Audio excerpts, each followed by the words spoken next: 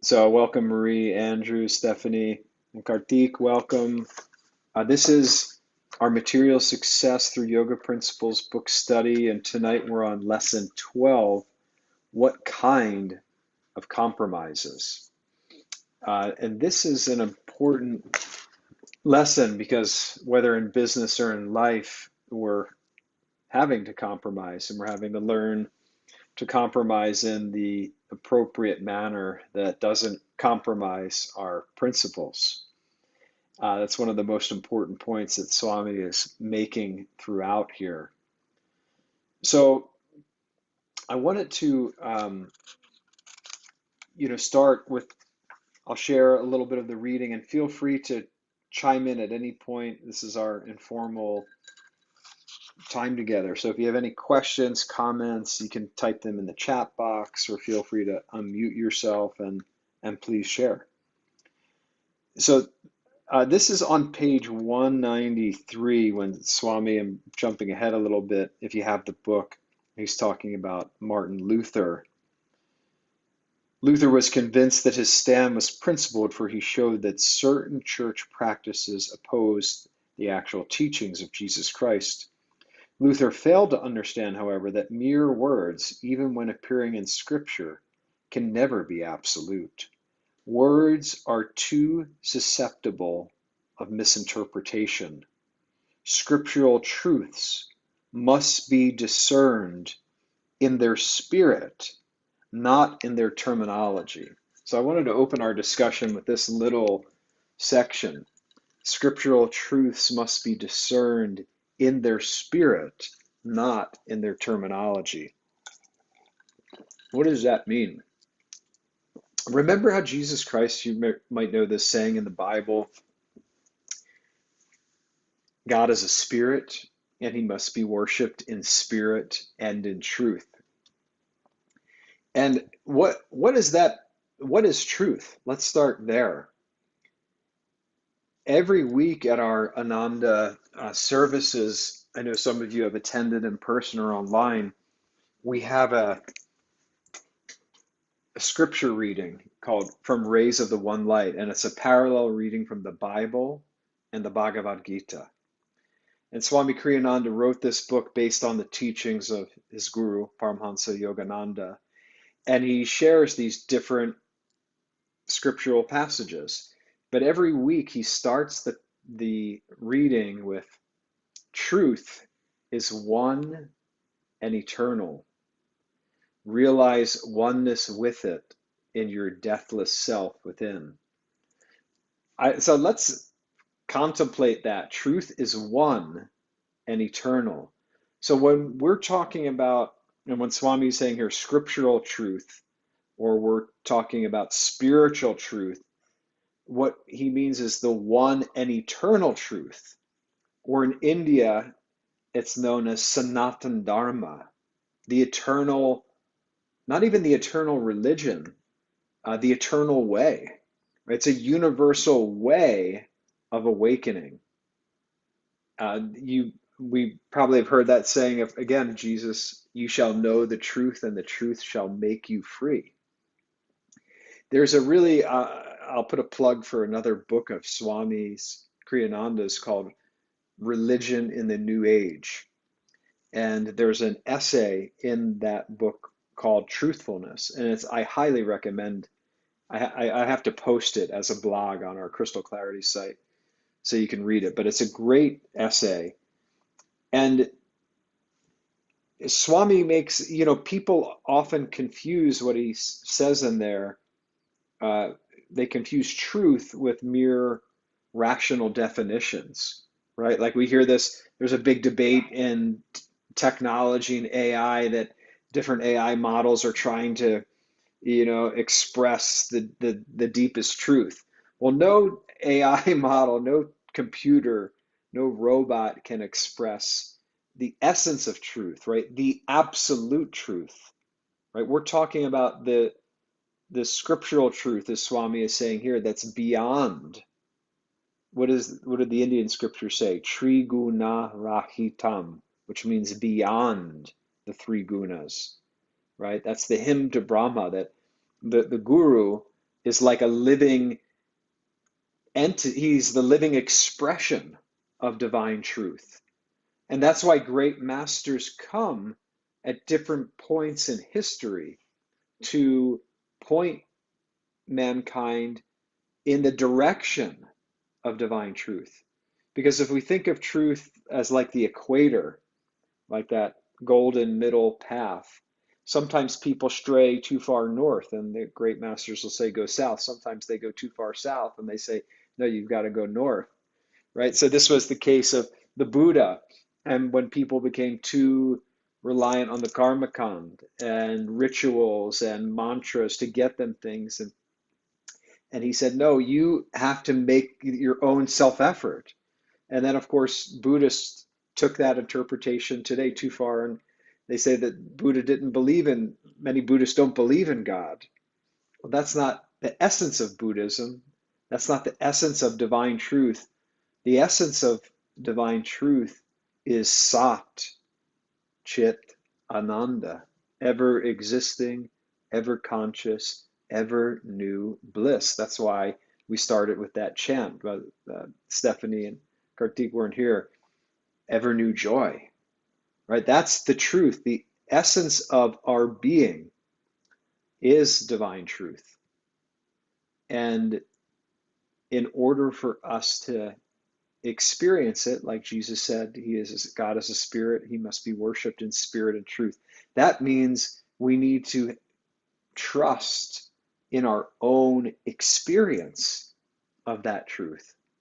And that's where meditation and inner communion and practices like Kriya Yoga come into play, because they give us a personal. Remember how Babaji described it in autobiography, that Kriya Yoga will encircle the globe and will help uplift and unite humanity by giving man a personal, transcendental experience of his one Father. And I always loved how Lahiri Mahashai would say that man that doesn't believe in the divine will come to believe in the divinity of his own self. Isn't that beautiful? So that I wanted us to open up this discussion in this way. And if you go down further on page 193, Swami says in that last paragraph, the truth depends at last then on wise interpretation. Love thy neighbor is open to diverse interpretations depending upon whether, for instance, the interpretation is made by a saint or by a libertine. The truth is, one can judge only by experience, one's own experience or someone else's.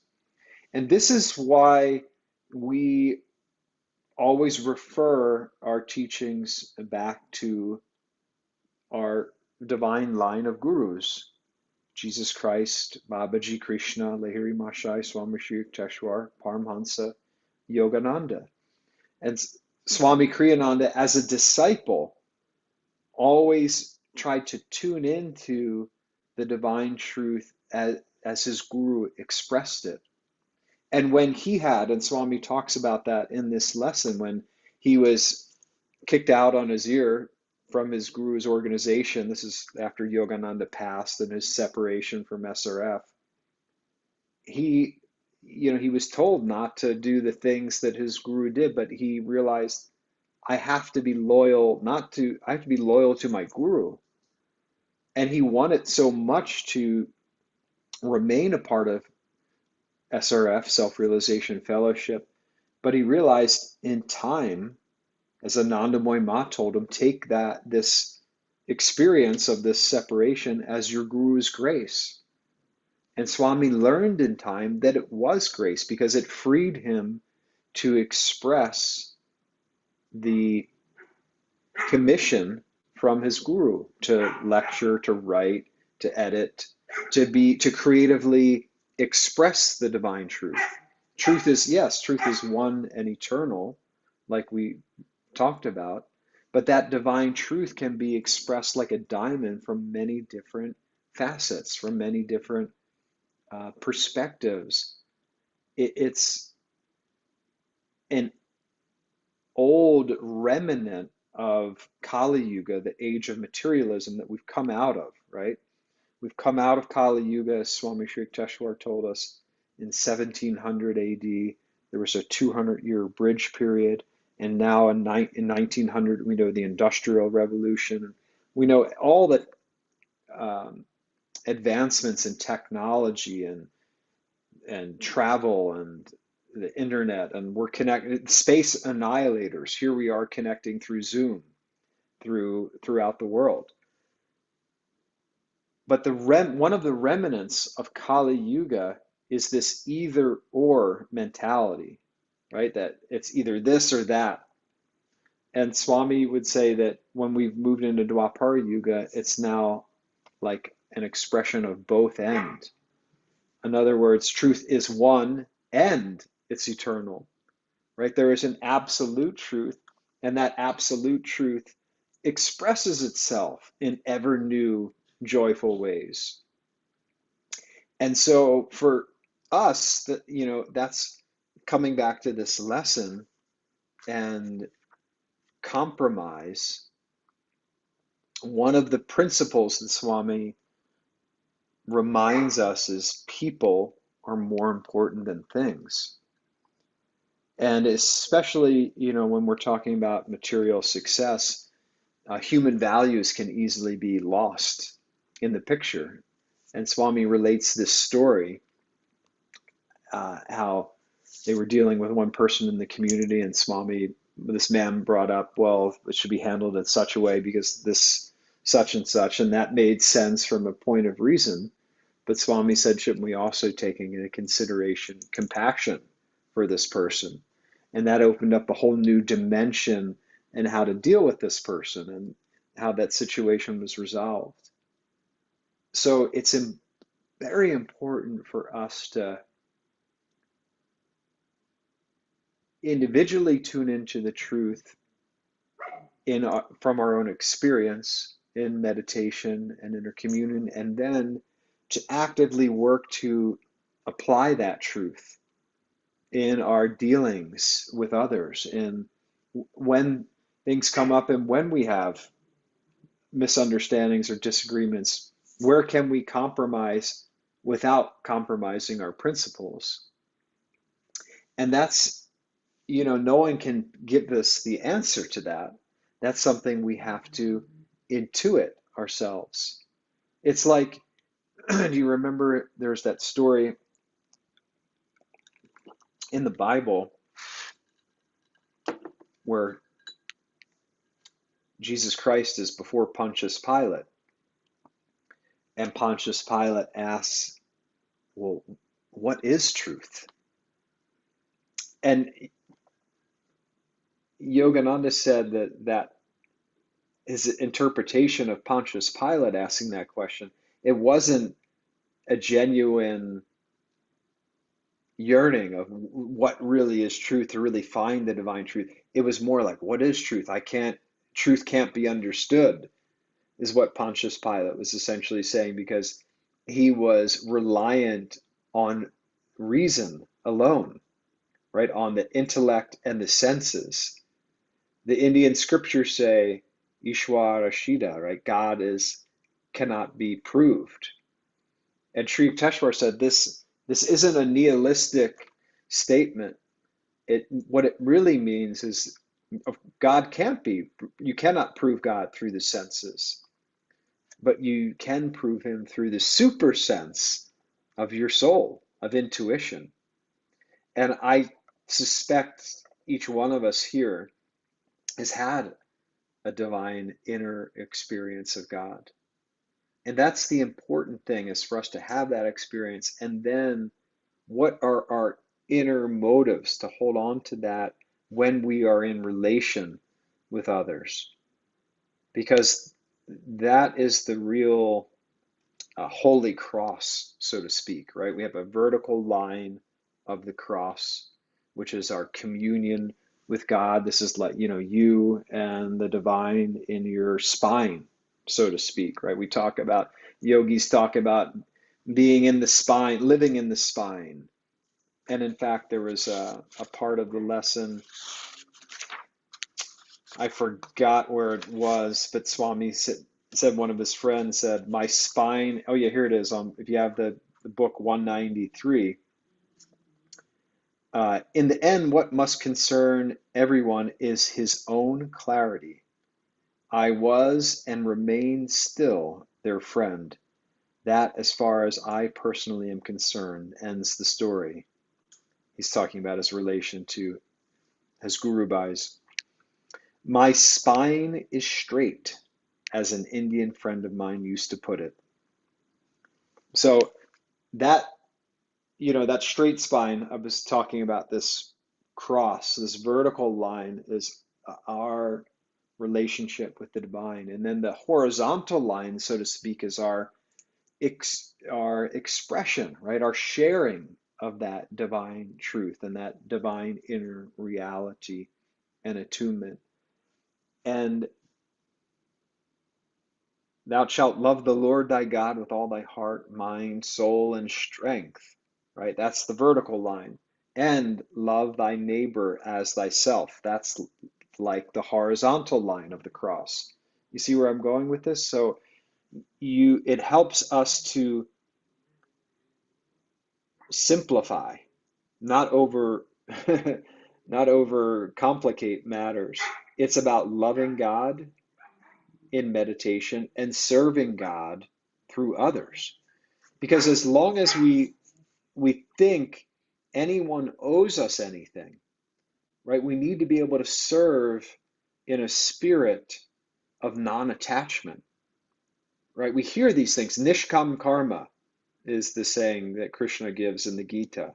Action without desire for the fruit of action. What that really means is giving, right? Truly loving and serving without thought of what one will receive in return. I've shared with some of you that Dharma Devi and I have a little uh, farm family here, and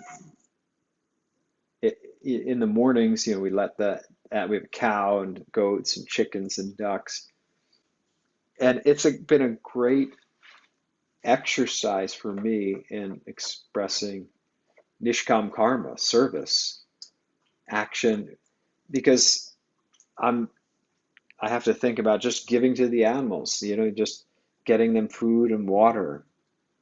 And it gets one out of thinking, well, what am I getting, right? What's in it for me?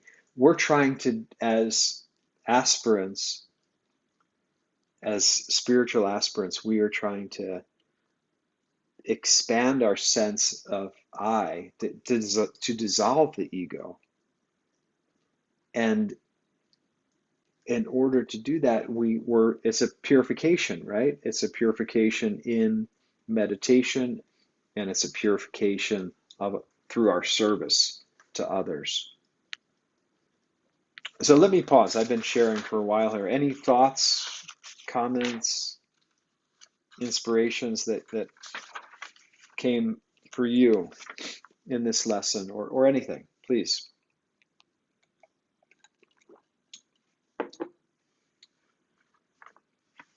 I'll share something. Andrew, please. Um, so at the top of my page, I have right versus wrong versus compassion. Because I'm thinking about how all of those, well, right and wrong and compassion work together. Because, okay, let me just put that there. So those three things at the top. And then at the middle of the page, wise interpretation. So wise interpretation will help me delineate between right, wrong, and when to be compassionate. Because I think that like what you're saying is having the wisdom to make those decisions. So immediately something that comes to mind is we have three young kids Hmm. and they really like sugar.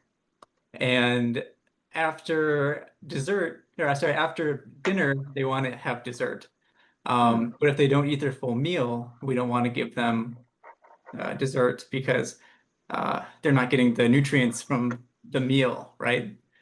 So from a place of compassion, I don't want my kids to be sad.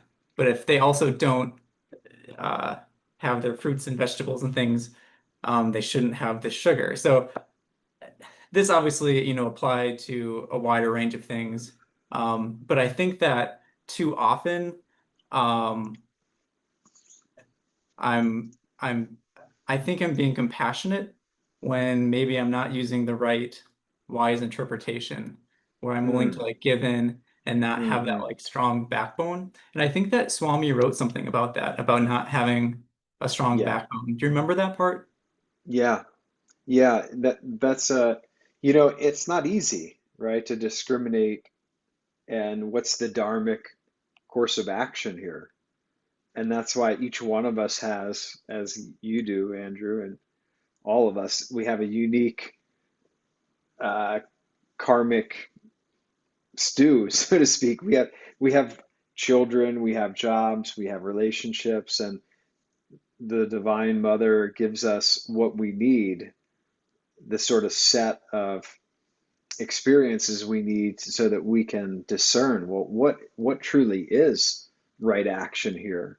Because if Right. I give in every time and they're just having the sugary sweets all the time, that's Right. not, as you said, to their Right. physical or emotional benefit. But Yeah. you want to be strong, but you don't want to go overboard. And where is that line? And yeah, that's a great challenge for you.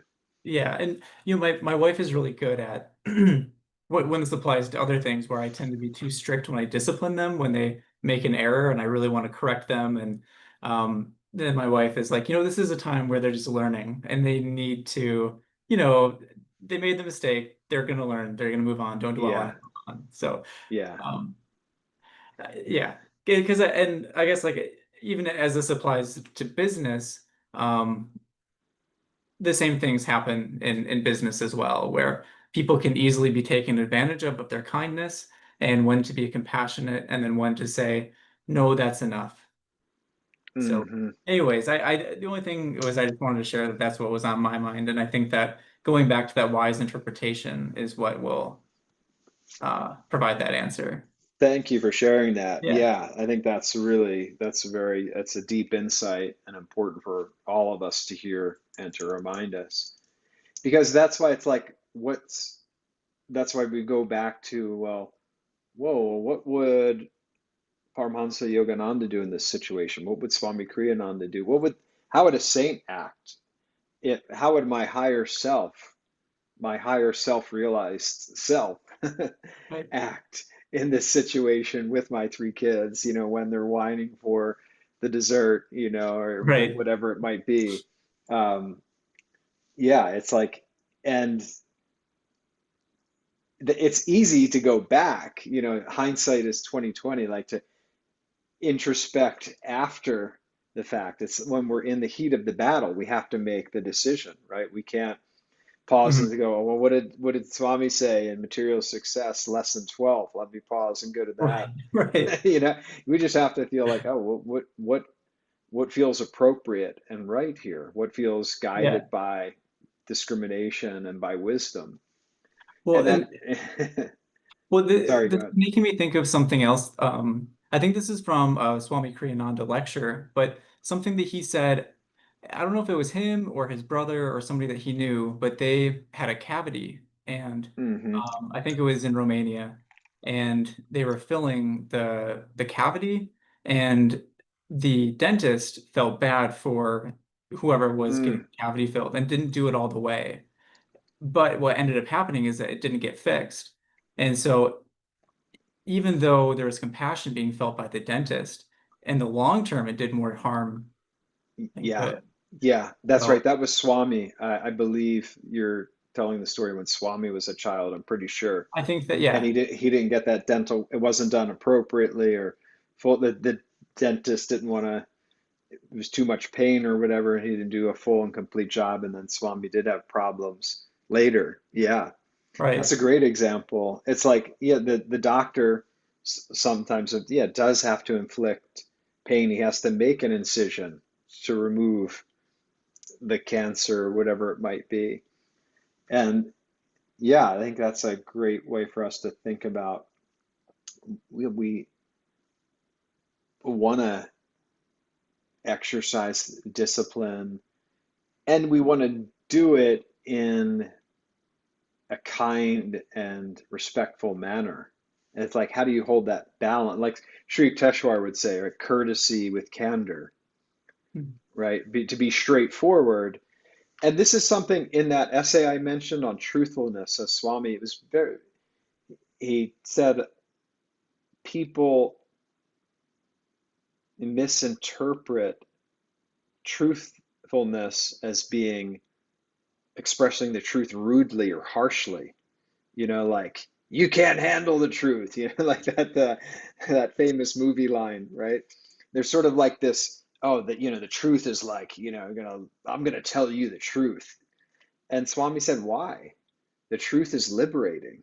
You shall know the truth, and the truth shall make you free, right? Real, and it may not feel right. It might feel painful to the ego, to that person's ego in that moment, but it's really what Swami is saying. The other uh, tendency, he said, remember that Patanjali, the way he defined truthfulness in the yamas, remember the yamas are the don'ts, the yamas and niyamas, ahimsa, non-violence. And he said the way that Patanjali defined truthfulness is avoiding untruthfulness. Because in other words, Andrew, you are that divine truth, right? So it's not that you have to practice the virtue of truthfulness. You have to avoid being untruthful. You have to avoid, and what Swami was going deeper saying, this means avoiding self-deception. And I think you just had a deep insight into yourself there, saying, well, I think maybe I'm, a little bit too lenient here, and I could be stronger here, or I'm too strong here, and I could be more lenient there. You know what I mean? So it's Right. the real thing is not deceiving ourselves.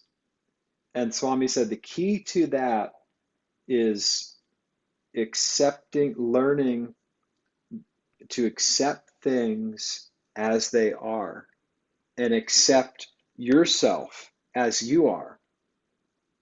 And the more that you can do that genuinely and say, geez, like I got frustrated and I got angry, with my farm animals here. Like the other day, they were banging into the shed. I was trying to get some grain for them, and I felt like I was like a football, like blocking and tackling. Like I had to block them from I got two goats and a cow, and I realized, I can still do that, but I don't have to be upset.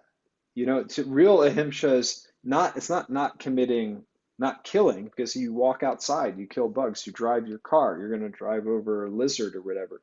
It's not wishing harm, right? It's the inner intention, not to desire harm on others, not to desire deception. And the pension of self-deception is what's coming back to truthfulness and what Swami was talking about. So I thought it was very powerful, this essay on truthfulness, to the because all pain, this is very, very deep. All pain comes from not accepting things as they are. And if you think about it, so this is what Swami was saying again in that essay. It's desire, right? It's just an aversion, right? You have the desire for something that causes you a problem, and then you have an aversion, not wishing things were as they are. So the more that you can accept genuinely, this is how things are, this is how I am, even though it's unpleasant to my ego, I can realize, well, I can accept it, but then I can offer it up, right? And ask for divine intervention. It's this is like spiritual alchemy, Kriya Yoga, right? Offering ourselves into the light, and then divine grace can come in. And the more we can get centered in that, the more we have strength, like you were saying, in our spine, in our true center here, then the more we can face our faults and be grateful for them. right? Rather than like, oh no, I don't have that tendency. We can accept it and we can offer it up and put our will behind developing the positive quality to overcome it. Anyway, yeah, it was a very helpful insight in this essay from Swami.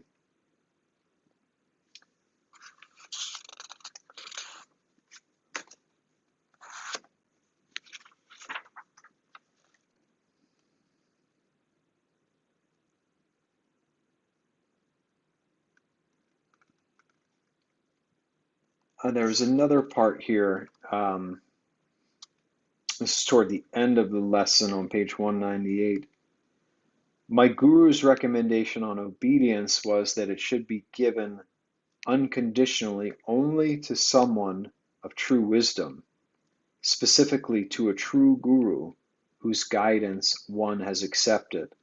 Otherwise, he said, blind or forced obedience can weaken one's willpower. This is an important point, right? What you were uh, sharing, Andrew, that wise discrimination, that attuning ourselves to wisdom. Well, we're doing that through obedience to someone who is wise, to a man of wisdom, a soul of God realization. And that's what we're talking about here with the the guru, a sat guru. Remember we talked about sat, ever existing, chit, ever conscious, Ananda, ever new joy. Sat guru, right, means the true guru, the one who is upholding truth. We where we began our discussion tonight, truth is one and eternal. So the Sat Guru is upholding that one and eternal truth. And he's expressing it in these beautiful and fresh new ways. That's why Swami would say he would look at his guru in different situations and he would look differently. It's like what was flowing through him, what the divine will was through him in that moment for that person, for that situation. Swami said Yogananda, his guru, was perfectly appropriate for every given situation. And that's beautiful. He was living, right, in a super conscious state of divine attunement, whereas most people are asleep, right? And we're making the attempt, we're asleep too. I mean, we're not fully awake yet, but we're making the attempt. We're striving to wake up to that divine reality. And that's why we kind of come back to this point in different ways of inner attunement, right? Feeling in our heart, our soul, our consciousness, our spine, however that works for you. Whoa, okay. Like I was in meditation the other day and trying to feel like what happens for master in meditation. And I I may have mentioned this to some of you before, but his you probably have seen Yogananda in Samadhi. It's like a 2-minute YouTube. You can, find it on YouTube, and it's the one where he goes, you people do not know how to sleep. But then he goes on and says, now I will demonstrate how to go into the superconscious state of ecstasy. He says something, I'm paraphrasing, but he says three things. He's lying down. He says, now I lift by lifting my eyes, higher inner relaxation, and controlling my heartbeat. And in a moment, he's in superconscious, he's in breathless ecstasy. And you can see it, his eyes are fixed and he's in samadhi. So there was another story of Yogananda where someone said, oh, sir, let me take a picture of you. And he said, hold on a moment, let me enter samadhi. And then just a few seconds later, he said, okay, now you can take the picture. So it was like that instantaneous for him. And when Swami came to Yogananda, he said he was struggling with his meditation. He said, sir, am I not trying hard enough? And Yogananda said, you're trying too hard. It becomes nervous that way. Exercise your willpower gradually. Be natural. And it's like, in other words, so when I was coming back to this, when I was meditating, I was feeling like, well, that's what Master does. He lifts his eyes higher in a relaxation and he controls his heartbeat. And I could feel I can, okay, I can lift my eyes, I can focus at the spiritual eye. I can feel a sense of higher inner relaxation, right? The energy from the heart moving up to the spiritual eye. I can't control my heartbeat at will. I can hear I know that my heart's still beating. So, but it's fun to explore and say, well, Master, how help me? Help me. How do I break through? How do I get to that divine state? Or just take one step closer in that divine direction? Because that's the important thing, right? Is our spiritual growth is directional. And all that matters is that we're moving in the right direction. So coming back to what's the right course of action, that's, just asking the question, Andrew, going back to what you were saying, helps point us in the right direction. And in fact, when we close here in a few minutes, Swami's the whole meditation tonight is contemplating to ascertain the rightness of your principles. And this is what he's basing the meditation on for this lesson. So let me pause again. Anyone else want to share before Stephanie, Marie? Yeah, go ahead, Marie. Let's see if I can order my thoughts, because so much was said that was so good. I think a lot of this really comes down to what you were mentioning before about loving the Lord your God with all of your heart, and setting our will and determination to love God foremost, and then to love one another. I love the analogy that you made across. That was a beautiful visionary thing that I think I can always hold on to. And I like that you brought into there the Yoga Sutras and the Yamas and Niyamas, particularly the one about non-attachment, ahimsa, the non-truthfulness. Because while I was studying this and thinking about it a lot, my mind kept going back to the Yoga Sutras. And in the Yoga Sutras, it was not Yoga Sutras, but in the I think it's called the Beatitudes. It says that the pure in heart will see God, and that the blessed ones will be the ones that will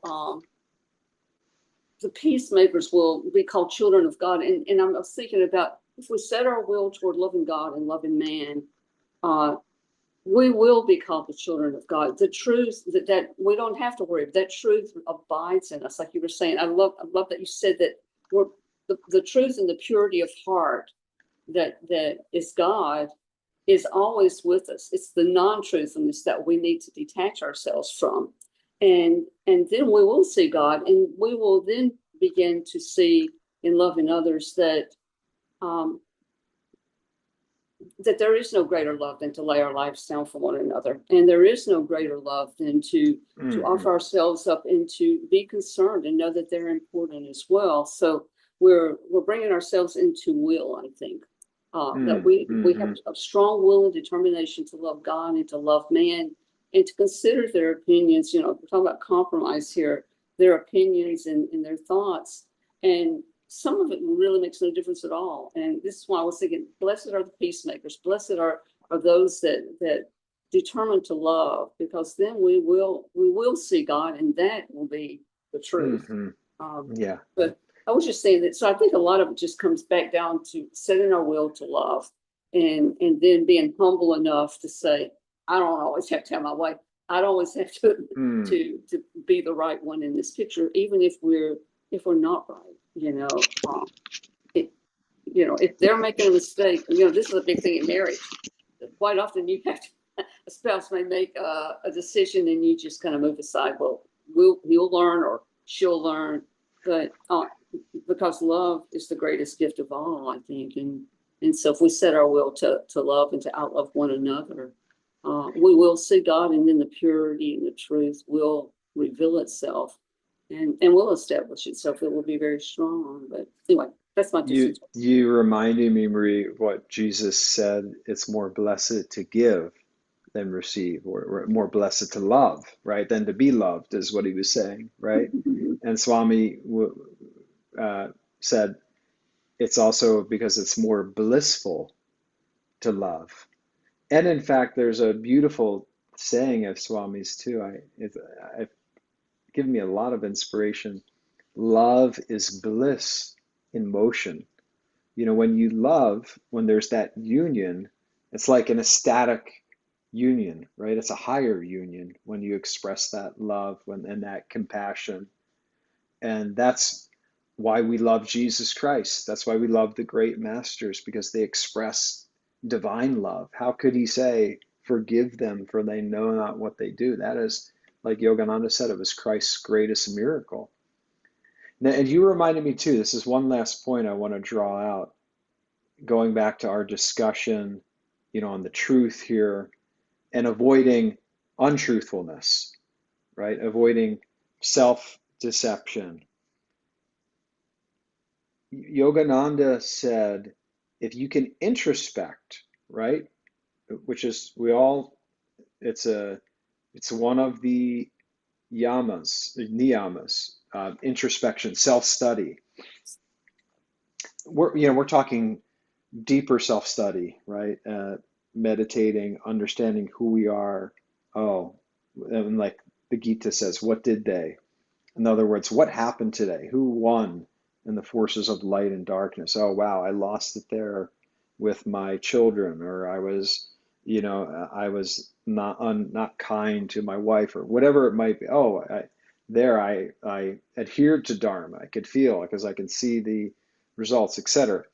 But what Yogananda said is, if you can introspect without developing an inferiority complex, that's a really important point, because so often people oh geez, I'm horrible at this, that, and we this tendency to beat ourselves up.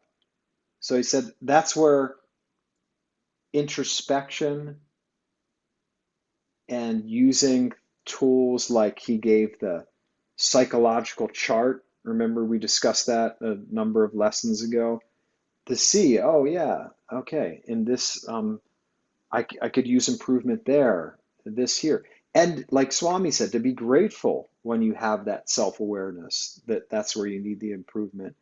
So I think you're talking about humility there. The combination of love and humility opens a large expanse of growth and acceptance to truth, I think. So absolutely, Maria. It's like humility starts with self-honesty. That's what we're talking about, is self-honesty, and then it's moving us in the direction of, inferiority, overcoming inferiority complex, not developing a superiority complex. We don't want that. We want like an interiority simplex, so to speak. We want to be simple and pure in our love for God, and in our love for God and others, as you're saying. Okay, friends. Any last thoughts before I'm going to play the meditation here with Swami for this lesson? But before I do so, any final thoughts?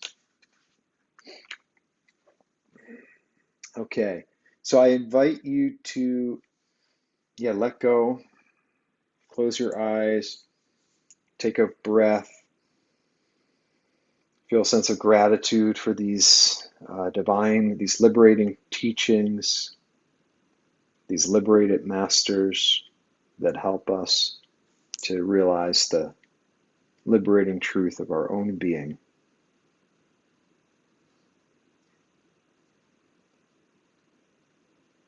And I'm going to play this audio of Swami Kriyananda and the meditation for this lesson.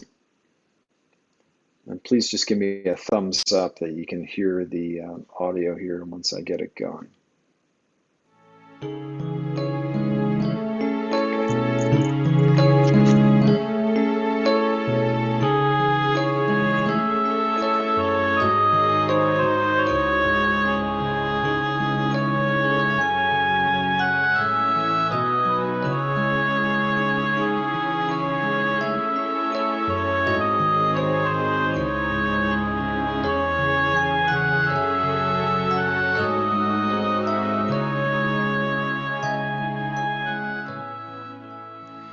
Meditation. In any action you contemplate, try to ascertain the rightness of your principles. Remember always when doing so that firm conviction is not proof in itself that your principles are right. Offer your proposed course of action mentally, therefore, to the spiritual eye in the forehead. Ask God and your own superconscious, is this action justified? Is it dharmic? Is it fair to everyone concerned? Then listen to the feeling response in your heart. Seek there your answer. Is that feeling one of calmness? Does it suggest peaceful confirmation? Or does it suggest a certain restless uneasiness? If your heart is receptive, you will learn more and more to trust its response in everything.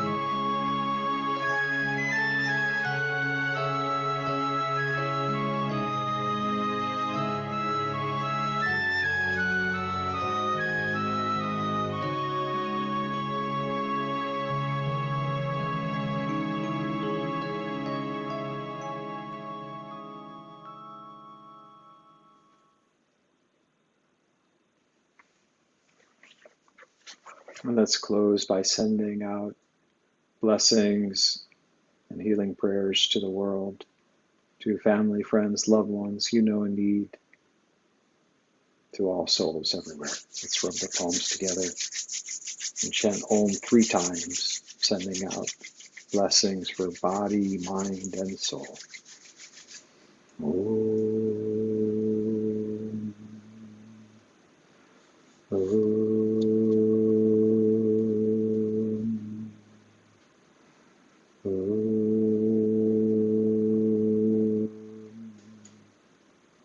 Om. Peace. Amen. Thank you, friends. Great to be with you. And I'll be sending out a reminder. We're going to get back into a rhythm of weekly. I've got a trip. Dharma Devi and I are going to Spain, so we'll be gone for a little period. But for the most part, we're going to get back into a weekly rhythm. So I'll send out a reminder for next Monday for our next lesson. Okay. Have a beautiful evening. Bye-bye.